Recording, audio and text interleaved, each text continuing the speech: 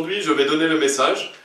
Ce sera la suite du message que nous avons vu la semaine dernière. La semaine dernière, c'était l'appel au salut, donc l'appel à être sauvé. Cette semaine, ce sera l'appel à l'héritage, donc l'héritage des personnes sauvées. Donc si vous voulez bien, nous allons commencer par chanter. Nous allons chanter 3 chants. Tout d'abord le numéro 82, Majesté. Ensuite le numéro 247, Torrent d'amour et de grâce. Et ensuite le numéro 336, Quand le vol de la tempête. Donc Anne-Sophie va venir chanter. Majesté. Majesté, à lui la majesté, à Jésus soit louange, honneur et gloire.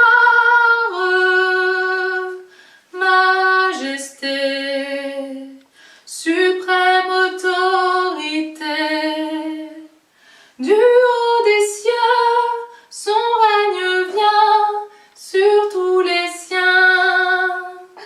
Exaltons et célébrons le nom de Jésus. Glorifions et proclamons Jésus-Christ le roi. Majesté, à lui la majesté. Dans notre cœur, Christ le Sauveur règne en Seigneur. 247, Torrent d'amour et de grâce. Torrent d'amour et de grâce, amour du Sauveur en croix, à ce grand fleuve qui passe, je m'abandonne et je crois à ton sacrifice, ô Jésus, agneau de Dieu, et couvert par ta justice, j'entrerai dans le saint lieu. Ah, que partout se répande ce fleuve à la grande voix, que tout l'univers entende l'appel qui vient de la croix. Je crois à ton sacrifice, ô Jésus, agneau de Dieu, et couvert par ta justice, j'entrerai dans le saint lieu. Que toute âme condamnée, pour qui tu versas ton sang, soit au Père ramenée par ton amour tout-puissant. Je crois à ton sacrifice, ô Jésus, agneau de Dieu, et couvert par ta justice, j'entrerai dans le saint lieu. Et pour finir, le 336, Quand le vol de la tempête. Quand le vol de la tempête vient assombrir ton ciel bleu, au lieu de baisser la tête, compte les bienfaits de Dieu, compte les bienfaits de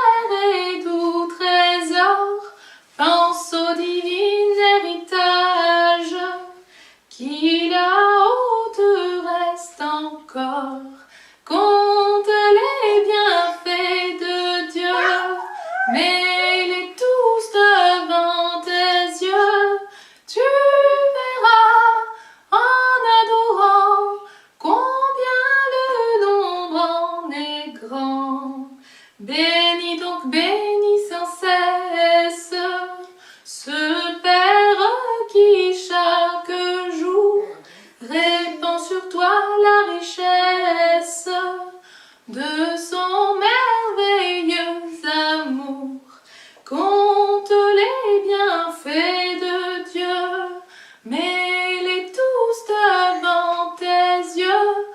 Tu verras en adorant combien le nombre en est grand. J'espère que vous avez passé une bonne semaine. Donc si vous voulez bien, nous allons commencer par prier. Oui, merci Père pour cette grâce de pouvoir nous réunir même virtuellement, de pouvoir te louer, de pouvoir écouter ta parole, Père. Je prie pour que ce message soit édifiant, qu'il puisse aider les frères et sœurs, que tu puisses ouvrir nos cœurs à ta parole et que nous puissions voir ta gloire à travers ta sainte parole. Au nom de Jésus-Christ, Amen. Donc nous allons commencer par étudier le verset de la semaine, qui est Matthieu chapitre 6, verset 33. Donc Matthieu chapitre 6, verset 33, il nous dit « Cherchez premièrement le royaume de Dieu, cherchez premièrement le royaume et la justice de Dieu, et toutes ces choses vous seront données par-dessus. » Donc c'est vraiment un verset qui est très célèbre, qui est très connu, et qui est très important à retenir, car la Bible nous dit qu'il faut chercher premièrement le royaume et la justice de Dieu, et que toutes les choses nous seront données par-dessus. C'est-à-dire que nous devons mettre Dieu en priorité dans nos vies. Dieu doit toujours être notre priorité, il doit toujours être mis en premier, et Dieu prendra soin de ce dont on a besoin. Donc si nous mettons Dieu en premier, Dieu prend soin de nous. Et donc c'est vraiment quelque chose d'important de toujours chercher premièrement le royaume et la justice de Dieu, de toujours mettre Dieu en premier, de marcher avec Dieu. Et Dieu, on a cette garantie, cette promesse que Dieu prendra soin de nous. Et donc c'est un beau verset à méditer, et toujours garder à l'esprit de mettre Dieu en premier dans nos vies.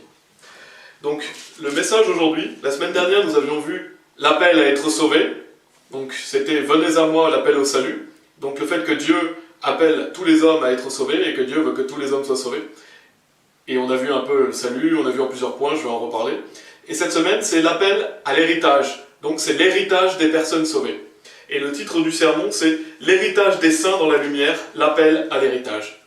Donc, on retrouve ce passage, l'héritage des saints dans la lumière, en Colossiens chapitre 1, versets 12 et 13. On va commencer par lire ces deux versets dans Colossiens chapitre 1, où la Bible dit « Rendez grâce au Père, qui nous a rendus capables d'avoir part à l'héritage des saints dans la lumière, qui nous a délivrés de la puissance des ténèbres et nous a transportés dans le royaume du Fils de son amour. » Donc on voit ici que nous devons rendre grâce au Père, nous devons avoir de la gratitude, nous devons rendre grâce au Père dans notre vie de chrétien. Avoir de la gratitude, c'est important. Et il nous dit que Dieu nous a rendus capables d'avoir part à l'héritage des saints dans la lumière. Et donc c'est ça, c'est ce passage que j'utilise pour le sermon, donc le titre du sermon, qui nous a délivrés de la puissance des ténèbres et nous a transportés dans le royaume du Fils de son amour. Donc on voit que nous sommes passés du royaume de la puissance des ténèbres. Donc il nous a délivrés de la puissance des ténèbres, c'est-à-dire le monde dans lequel on vit, le monde obscur, le fait que nous étions dans nos péchés, et qu'on sait que le prince de ce monde est le diable, donc nous sommes dans un monde de péché, un monde de mort, et Dieu nous a délivrés de cela, il nous a délivrés de notre condamnation en plus, le fait que nous étions condamnés à aller en enfer, et il nous a transportés dans le royaume de Jésus-Christ, donc dans le royaume du Fils de Dieu. Donc c'est vraiment un changement drastique, c'est vraiment les opposés, le monde des ténèbres et le monde de la lumière. Donc on voit que Dieu nous a transportés dans le monde de la lumière. Et c'est pour ça que nous devons aussi rendre gloire à Dieu et rendre grâce à Dieu, parce que Dieu nous a sauvés. Il nous a sauvés de ce monde présent, il nous a délivrés de nos péchés, il nous a, grâce à Jésus-Christ, nous pouvons avoir victoire sur la mort, et donc nous avons cette assurance d'être dans le royaume de Jésus-Christ. Un magnifique verset qui introduit bien le sujet. Et donc aujourd'hui nous allons parler de l'héritage des personnes sauvées. Donc l'héritage des personnes qui ont répondu à l'appel du salut. Donc on avait vu l'appel du salut la semaine dernière, et donc les personnes qui ont répondu positivement vont recevoir l'héritage des saints dans la lumière. Ils vont avoir cet héritage céleste que nous allons voir aujourd'hui.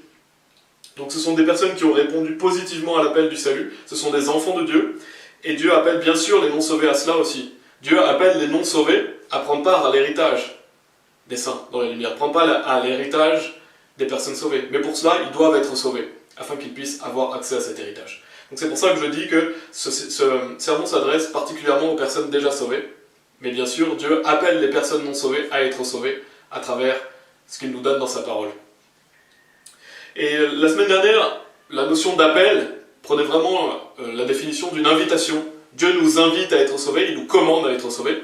Et cette semaine, la notion d'appel, elle prend plus une définition de destination. Donc du fait que là où nous allons aller, et là où nous sommes déjà. Donc c'est vraiment une destination dans le sens où ce sont les choses que nous recevons le jour de notre salut, donc que nous avons déjà reçues, si nous sommes sauvés, et les choses que nous allons recevoir par la suite.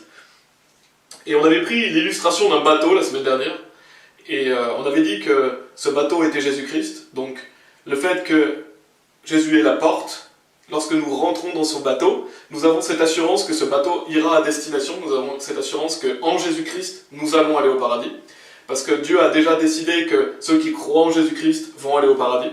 Et on a bien vu la semaine dernière que Dieu n'a pas décidé qui va être sauvé, Dieu veut que tout le monde soit sauvé, mais il a décidé comment être sauvé. Et donc, lorsque vous avez répondu à cet appel, lorsque vous êtes en Jésus-Christ, vous êtes dans ce bateau qui a l'assurance et la certitude d'aller à bon port, entre guillemets, c'est-à-dire d'aller au paradis. Et en rentrant dans ce bateau, vous avez aussi tout l'héritage en Jésus-Christ. Donc tout l'héritage que l'on va voir aujourd'hui est aussi une part du fait que vous avez cru en Jésus-Christ, donc on va voir l'héritage qui vous attend en tant qu'enfant de Dieu. Et je veux simplement faire un rappel de ce qu'on a vu la semaine dernière, donc l'appel au salut, l'appel à être sauvé.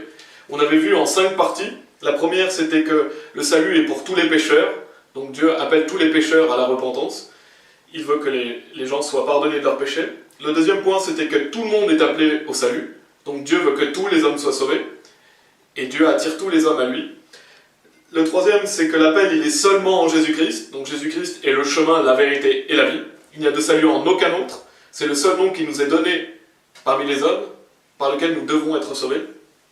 Le quatrième point, c'est que Dieu nous appelle par sa parole, donc il faut prêcher des versets aux personnes perdues, il faut donner la parole de Dieu, car Dieu nous appelle par sa parole, et la foi vient de ce qu'on entend, et ce qu'on entend vient par la parole de Dieu. Et Dieu utilise l'Esprit Saint, qui a un ministère dans le cœur des personnes perdues, afin de les convaincre de justice, de péché et de jugement. Et donc ça, c'était le quatrième point. Le cinquième point, c'est que le salut, c'est la promesse de la vie éternelle. Donc lorsque vous avez cru en Jésus-Christ, vous recevez la vie éternelle. C'est une vie qui est éternelle, une vie pour toujours. Donc vous avez cette promesse de vivre éternellement. Et on sait que Jésus est la lumière du monde. Et le titre du sermon, qui est l'héritage des saints dans la lumière, donc c'est l'héritage des personnes sauvées. Les saints, ce sont les personnes qui ont été sanctifiées par Jésus-Christ. La Bible dit dans Hébreux chapitre 10, verset 10, « Par laquelle volonté nous sommes sanctifiés par le moyen de l'offrande du corps de Jésus-Christ faite une fois pour toutes. » Donc nous sommes rendus saints, nous sommes déclarés saints le jour de notre salut, donc nous sommes un saint. Et donc nous aurons part à cet héritage des saints dans la lumière, c'est-à-dire l'héritage des saints dans la gloire de Dieu. Et on voit vraiment que tout nous pointe vers la gloire de Dieu. Le monde naturel pointe à la gloire de Dieu. Donc je trouvais ça intéressant de noter ça, surtout qu'on parle vraiment de l'héritage. Et il faut savoir bien sûr aussi que nous sommes des enfants de lumière en tant qu'enfants de Dieu. Et ça c'est le premier point qu'on va voir.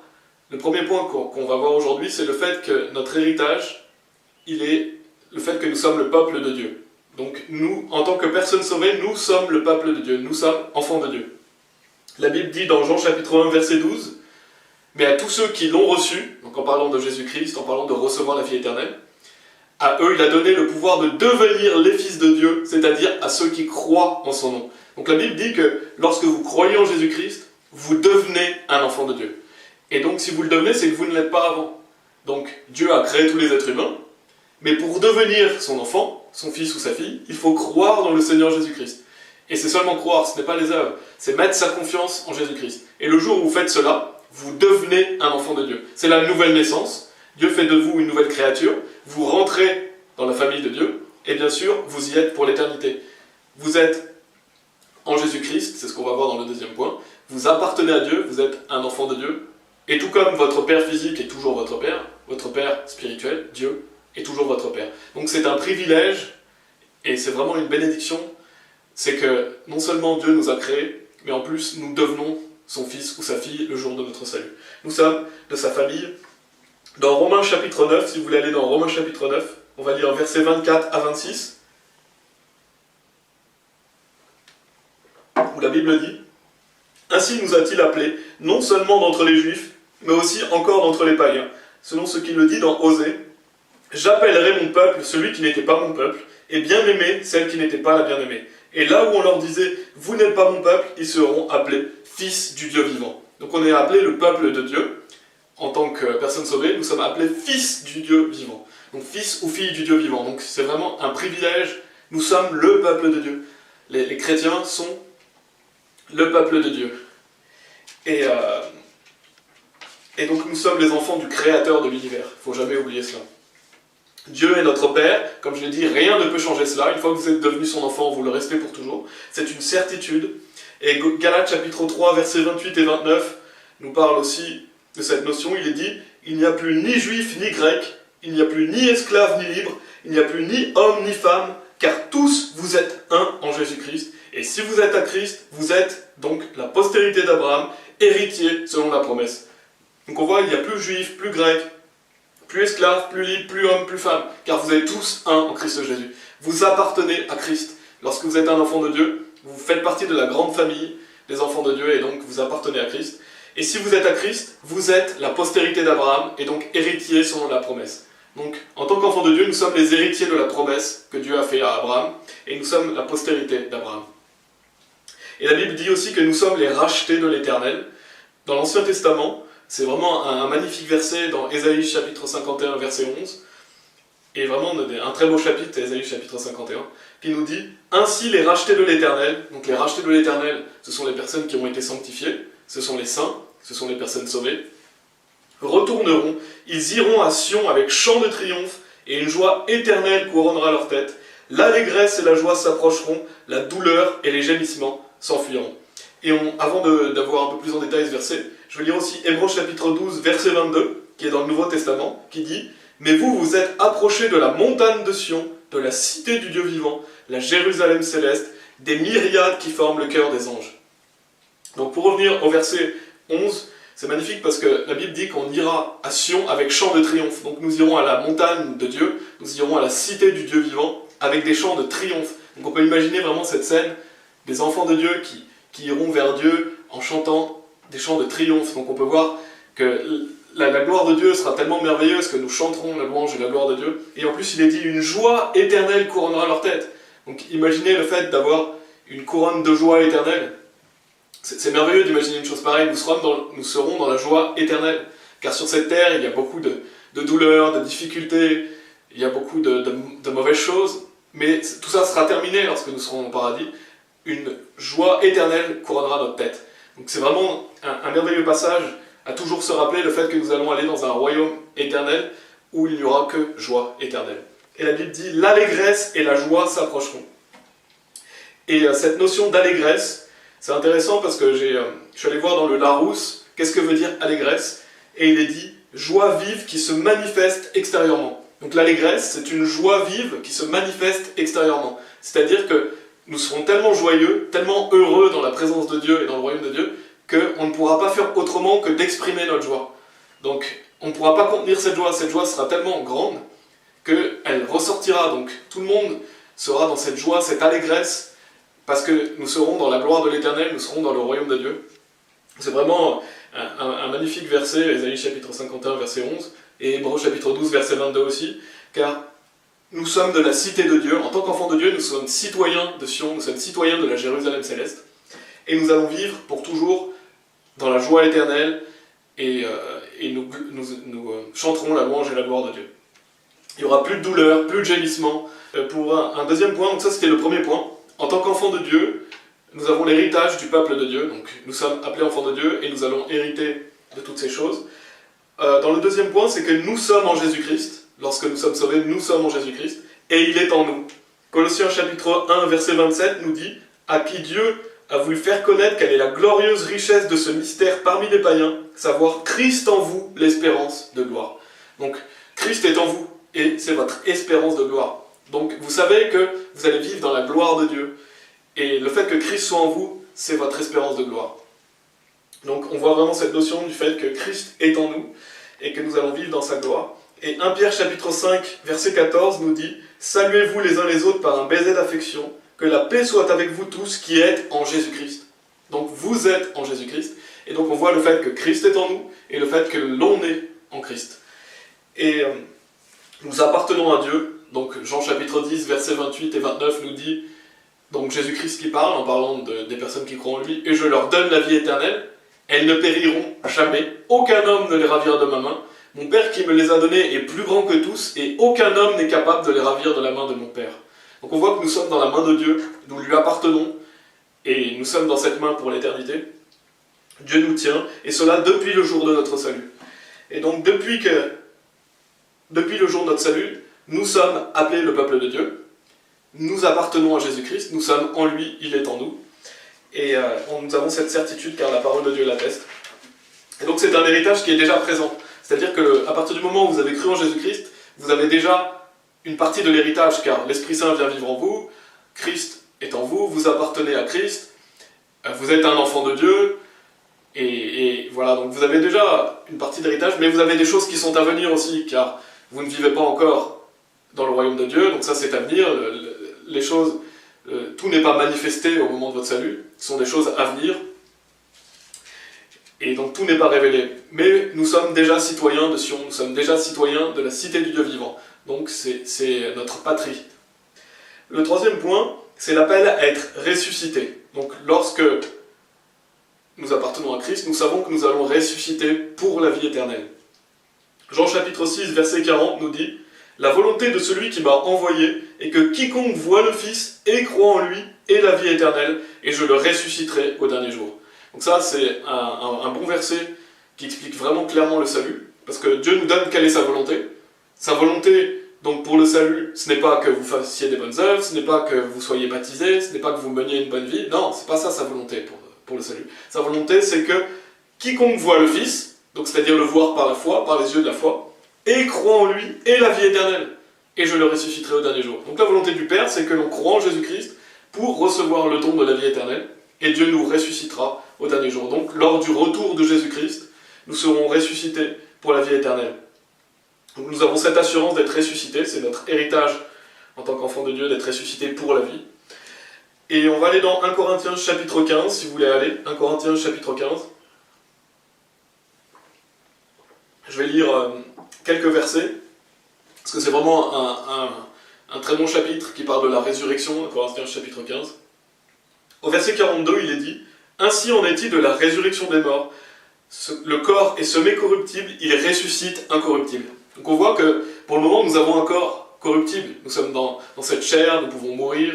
Ce corps n'est pas immortel. Quand nous avons cru en Jésus-Christ, notre esprit est rendu vivant. Il est vivant pour toujours, mais nous avons toujours ce corps de chair. Donc la Bible dit que ce corps est semé corruptible, il ressuscite incorruptible. Donc lorsque vous allez ressusciter, vous allez avoir un corps de gloire, un corps immortel, qui ne peut plus périr.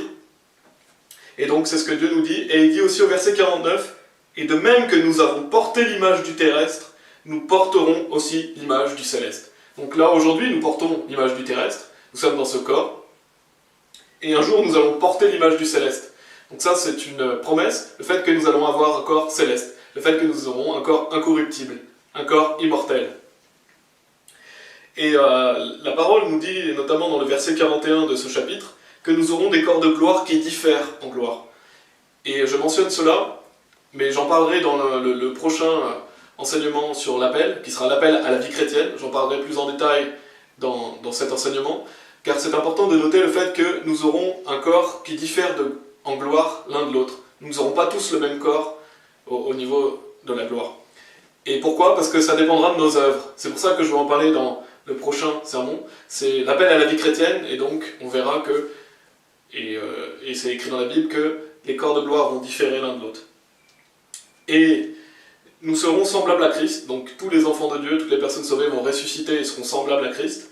Dans 1 Jean chapitre 3, versets 1 et 2, il est dit « Voyez quel amour le Père nous a témoigné pour que nous soyons appelés enfants de Dieu. Si le monde ne nous connaît pas, c'est qu'il ne l'a pas connu. Bien-aimés, nous sommes maintenant enfants de Dieu, et ce que nous serons n'a pas encore été manifesté, mais nous savons que lorsque cela sera manifesté, nous serons semblables à lui, parce que nous le verrons tel qu'il est. » Donc on voit déjà ce qu'on a vu dans le premier point. Donc nous sommes appelés les enfants de Dieu, et on voit quel amour le Père nous a témoigné.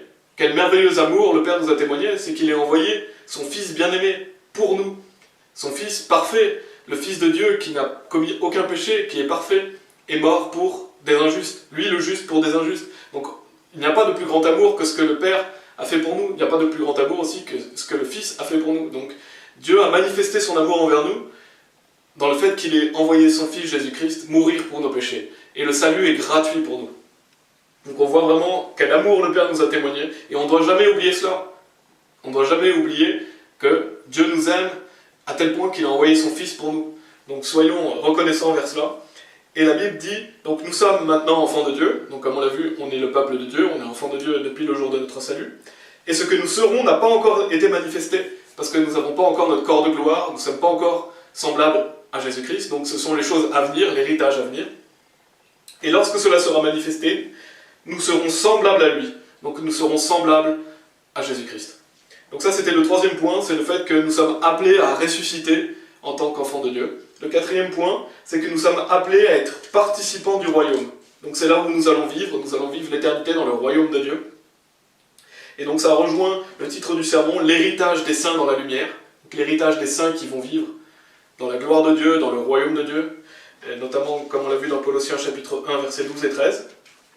Et on va aller lire 2 Corinthiens chapitre 12, 2 Corinthiens chapitre 12, des versets 1 à 4. Donc c'est Paul qui nous raconte l'histoire de quelqu'un qui est allé au paradis et qui nous dit « Il faut se glorifier, cela n'est pas bon. J'en viendrai néanmoins à des visions et à des révélations du Seigneur. Je connais un homme en Christ qui fut, il y a 14 ans, ravi jusqu'au 3e ciel. Si ce fut dans son corps, je ne sais. Si ce fut hors de son corps, je ne sais. Dieu le sait. Et je sais que cet homme, si ce fut dans son corps ou sans son corps, je ne sais. Dieu le sait, fut enlevé dans le paradis, et qu'il a entendu des paroles ineffables qu'il n'est pas permis à un homme d'exprimer. » Et donc on voit, cette personne qui allait au 3e ciel, cette personne qui allait au paradis, Paul dit qu'il ne sait pas si c'est dans son corps ou si c'est en esprit. Et ce que je veux noter, c'est ce qu'il est dit à la fin, il est dit « et qu'il entendit des paroles ineffables qu'il n'est pas permis à un homme d'exprimer ». Donc on voit cette notion d'entendre des paroles ineffables, c'est-à-dire des paroles inexprimables, des paroles qui ne sont pas compréhensibles pour nous humains, et cela montre à quel point le paradis est un endroit glorieux. Cela montre à quel point le paradis est merveilleux, parce que ce n'est même pas descriptible par des mots humains, et on ne peut même pas décrire, la personne ne peut même pas décrire ce qu'elle a entendu. Ineffable, inexprimable, ça veut dire indescriptible, ça veut dire inconcevable. Donc le paradis est si merveilleux qu'on ne peut pas l'exprimer dans des mots humains. Et Dieu nous donne quelques passages sur le paradis, on va aller dans quelques passages, mais la Bible ne parle pas tant que ça du paradis. Et Dieu, bien sûr, nous en parle, mais il n'y a pas non plus énormément de versets qui parlent du paradis, mais on sait que le paradis est un lieu qui est au-delà de tout ce qu'on peut imaginer. Tout ce dont vous rêvez est rien à côté du paradis, c'est-à-dire qu'on ne peut même pas imaginer à quel point c'est merveilleux.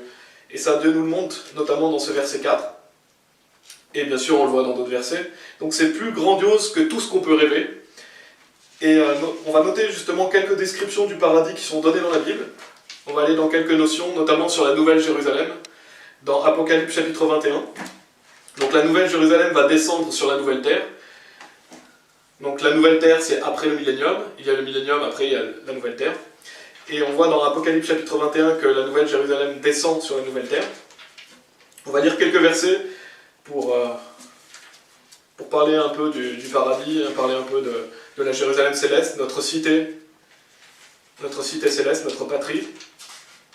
Donc Apocalypse chapitre 21 nous dit, au verset 10 et 11, « Et il me transporta en esprit », donc c'est Jean qui parle, et qui dit qu'il a été transporté en esprit, « Et il me transporta en esprit sur une grande et haute montagne, et il me montra la grande ville, la sainte Jérusalem, qui descendait du ciel d'auprès de Dieu, ayant la gloire de Dieu. Son éclat était semblable à celui d'une pierre très précieuse, d'une pierre de jaspe, transparente comme du cristal. » Donc on voit Jean qui décrit ce qu'il voit, et on voit vraiment que la Nouvelle Jérusalem, donc notre cité, a la gloire de Dieu, et son éclat était semblable à celui d'une pierre très précieuse, donc on voit la beauté de ce lieu, d'une pierre de jaspe transparente comme du cristal.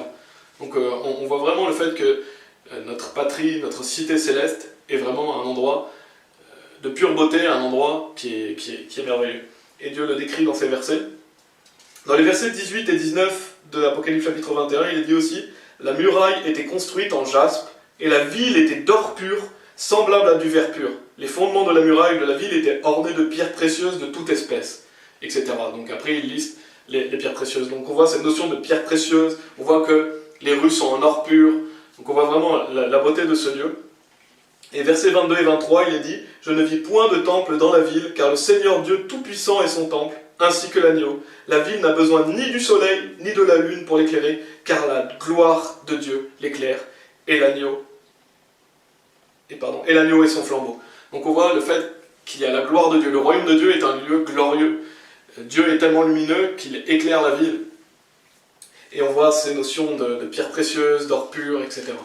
Au chapitre 22, verset 1 aussi, on va noter 2 versets dans le chapitre 22. Le verset 1, il dit « Et il me montra un fleuve d'eau de la vie, limpide comme du cristal, qui sortait du trône de Dieu et de l'agneau. » Et donc, on voit notamment dans Apocalypse chapitre 22 que Jésus dit qu'il donnera de l'eau de vie gratuitement.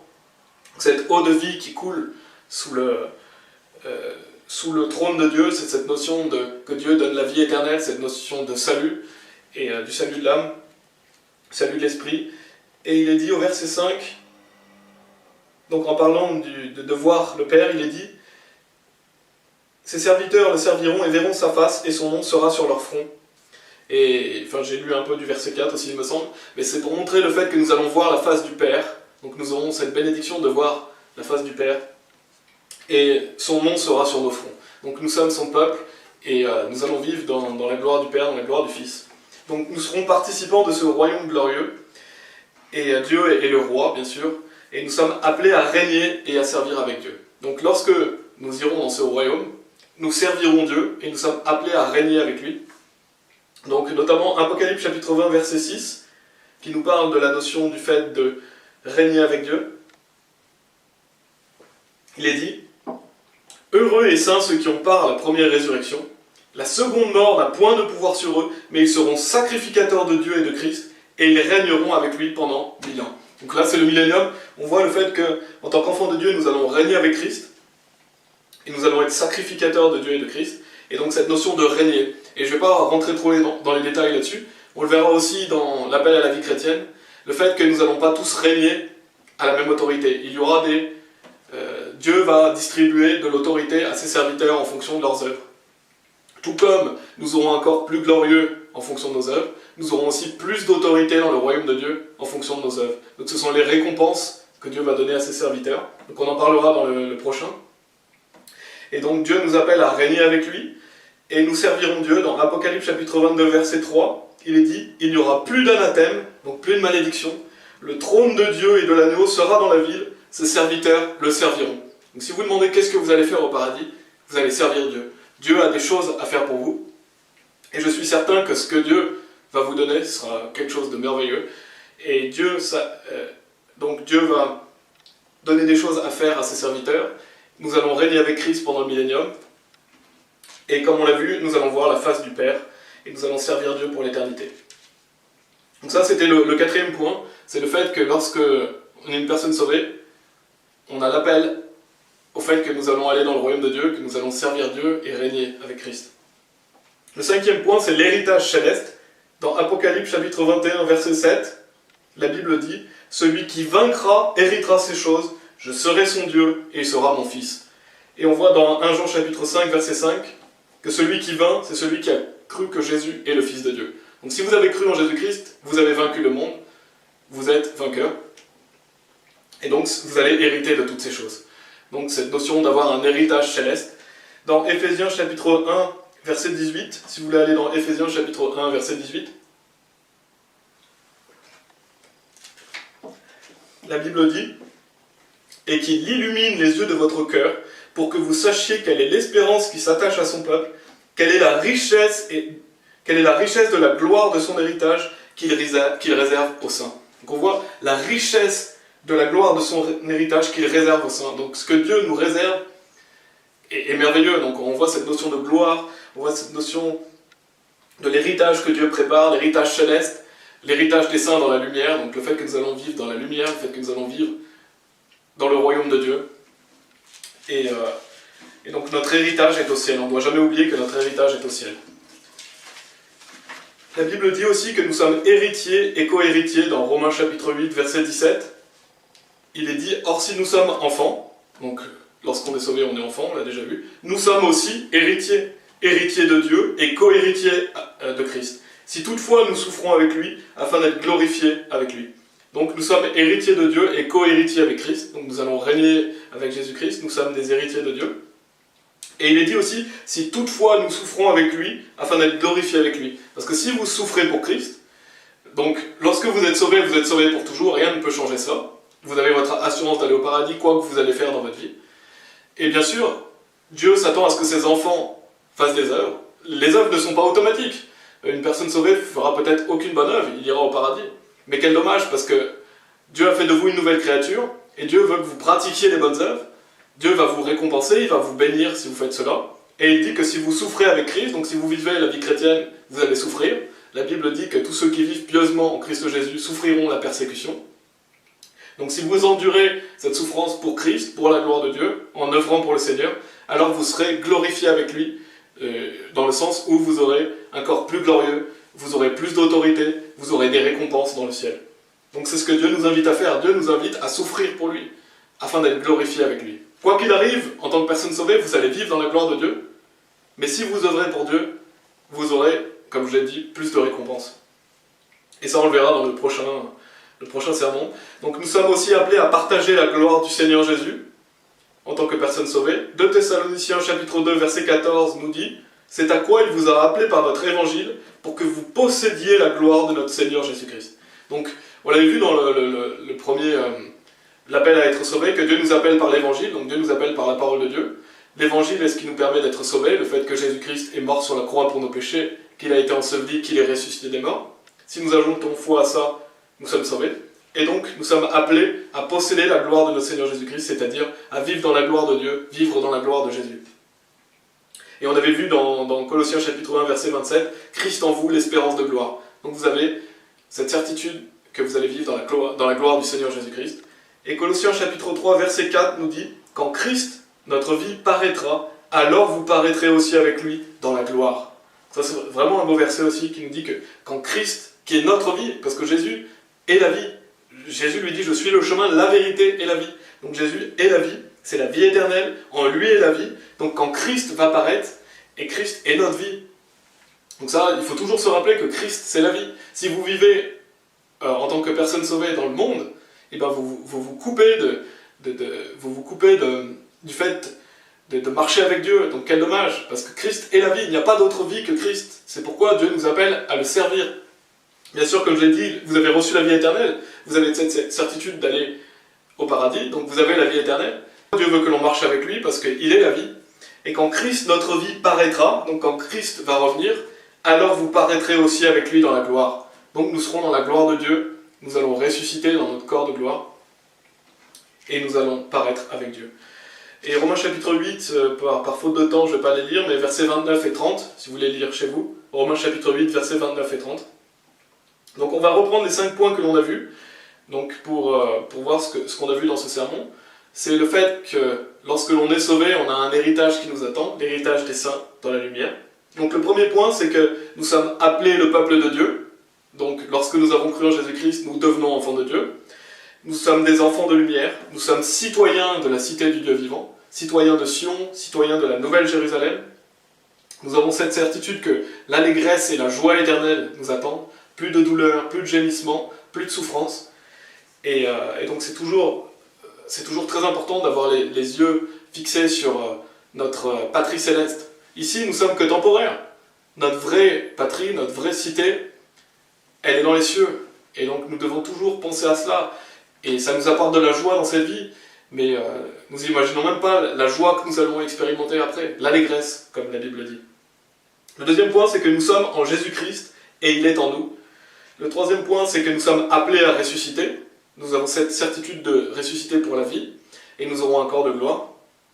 Le quatrième point, c'est que nous sommes appelés à être participants du royaume de Dieu. Donc nous allons vivre dans le royaume de Dieu, nous allons régner avec Dieu, nous allons servir Dieu pour l'éternité. Le cinquième point, donc c'est l'héritage céleste, le fait que nous serons héritiers et co-héritiers, et nous sommes appelés à partager la gloire du Seigneur Jésus-Christ.